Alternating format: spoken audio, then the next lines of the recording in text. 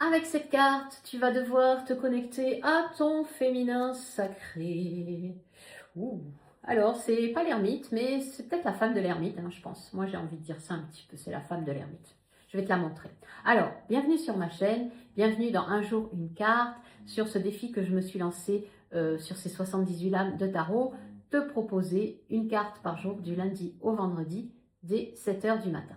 N'hésite pas à t'abonner, à liker, moi ça me fait plaisir, ça fait grandir ma chaîne, et à commenter par rapport à la situation que tu traverses.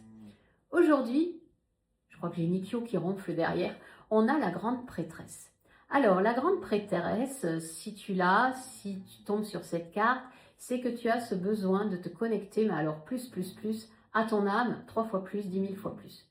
Ce besoin de se connecter à ce qu'on connaît en tant que femme, ce besoin de se connecter à nos émotions, de se connecter à notre cœur, de se connecter à l'invisible.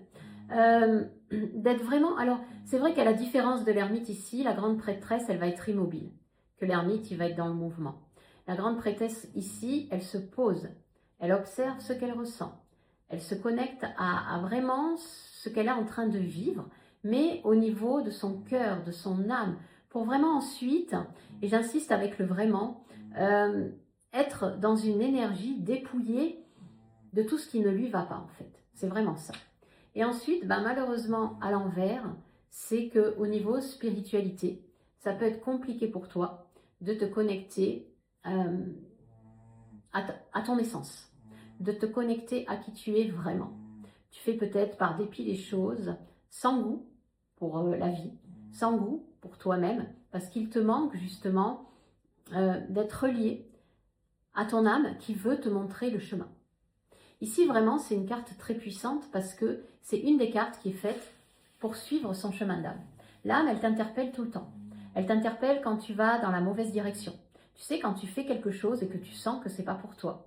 Quand tu vois quelqu'un et que la première réaction émotionnelle que tu as, tu te dis « Waouh, cette personne, elle cache un truc. » Et malgré tout, tu y vas quand même. Là, vraiment, à l'envers, c'est ce que ça indique. C'est-à-dire que tu ne t'écoutes pas dans tes profondeurs pour suivre ce que ton âme a dessiné pour toi. Alors avant bien sûr de te retrouver pour une prochaine carte, moi, je t'embrasse. Ciao, ciao.